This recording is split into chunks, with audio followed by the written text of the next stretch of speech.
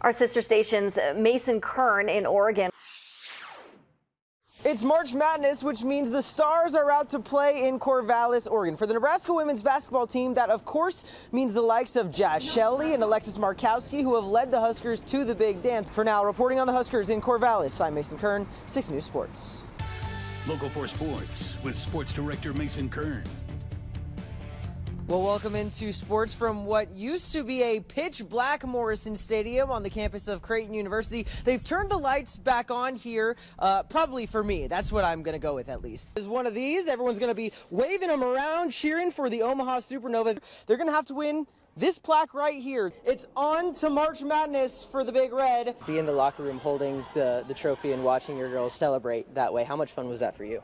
As you can see, the fans are clapping it up as this match is about to get started. Don't go away because our Red Zone Husker pregame show is just getting started.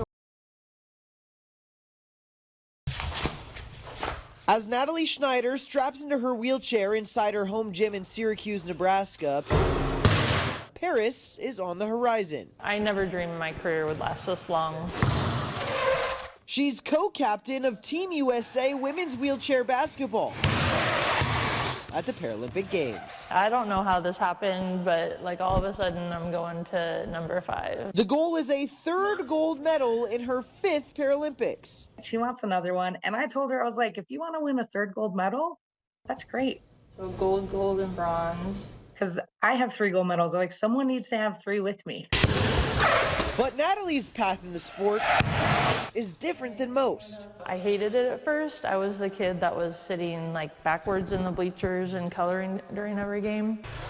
Just the act of playing the sport, I just instantly loved it. Her passion grew as she did, living a life as a multi-sport, able-bodied athlete in Crete. I had big goals. I really wanted to play Division I basketball. That all changed in the summer after her sophomore year. It's 1999, and Natalie Nelson is 16 years old. Her and her sister Dana just led the Cardinals to their first state tournament appearance in 8 years. A few months later, Natalie got news that changed her life. Having the doctor tell me in the same day that I had cancer and that I was not going to be able to run or jump ever again.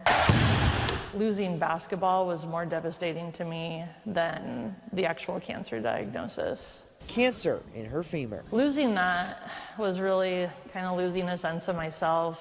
It still kind of like makes my gut sink, and there wasn't really much time to deal with it. I just went from being like at this, crazy high. We'd made it to state. I was training hard, looking forward to my next year of high school basketball and high school sports, and I just suddenly couldn't do anything. On April 28th of 2000, she won her fight and life moved forward. I got to have an understanding that's different than anyone else's. Natalie entered the wheelchair basketball space as a late bloomer. After graduating college at Doane, she got introduced following a stint in sitting volleyball. I do remember seeing her and being like, wow, this girl's going to be really good. She has those natural instincts, and she always has. It was putting the wheelchair to use. I knew I loved basketball, but I'd forgotten how much that just fills my bucket. She tried out for the U.S. national team before the 2008 games in Beijing, where she not only made the roster, but won her first gold medal. The very first time that I saw the U.S. flag raised and hearing the national anthem with the gold medal around my neck, that was the most meaningful experience. Saw her from the very beginning, I feel like, to become one of, the biggest powerhouses in the game. And don't count Natalie out for a run to her 6 games in Los Angeles. I feel like I shouldn't say it's the last one, but I really think it is this time. Let's go! Jackson Lipker wears his emotions on his sleeve. He does his little roar, and he's got that big smile on his face. Jackson's shown off that contagious smile since he was young. It's part of why he was a valuable member of the 2014 Boone Central football team. I became a manager and traveled with the team, and it was just amazing watching this team unfold and how dominant they were. That's a special time in Albion, and on November 25th of that year, Jackson grinned from ear to ear. Running out on the field when they won the state championship, that was something I'll never forget. It definitely inspired me, and it's like, I want to be just like these guys. I want to be just like my brother. Fast forward 9 years, and Jackson did just that. I think that made this year so much better. I almost enjoyed this season a lot more because it's like you watch these kids and they grew up watching you. The 2023 Cardinals finished with an undefeated record and a state title, with Jackson winning it all his senior year, just like Big Bro. I told Michael right after the game, just like you, doing everything just like you. And that's all I wanted. He has a state championship. I could do the same thing that he could do. I mean, I've looked up to him all my life. Just a big brother up there, and I just wanted to be like him. A brotherly bond bound not by blood, but fate. Jackson is an adopted child, born in Hinesville, Georgia, and brought to Albion just days into life.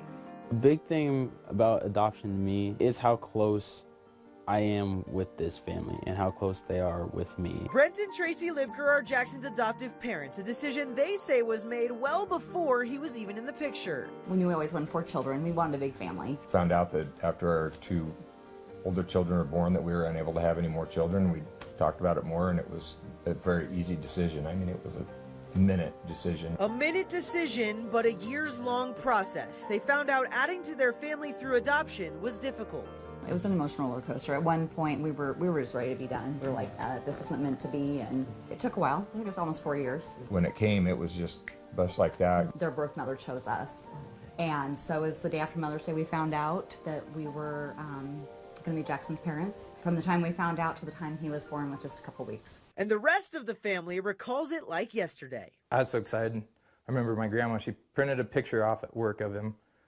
and I carried it around and slept with it under my pillow until they got back. But their family didn't stop growing there. About a little over a year later, we were surprised with finding out we were getting Maya. Jackson's birth mother called and said that she wanted us to adopt her child that she was carrying, and we, on the phone decision. God works in mysterious ways. I think he knew that Jackson needed Maya and that we all needed Maya to complete our family. It's a beautiful thing, it really is. Even though we weren't theirs to begin with, that we can still make a big impact to them as they have made a big impact for us. Jackson and Maya share a special sibling bond, same birth parents and adoptive family. We're still the closest thing to family that we got, like our own family, blood family. But Jackson knows that they're Lipkers through and through. They care about me so much, and they care about Maya so much. We do the best that we can. We want to be the best for them. Reporting in Albion, Mason Kern, Local 4 Sports.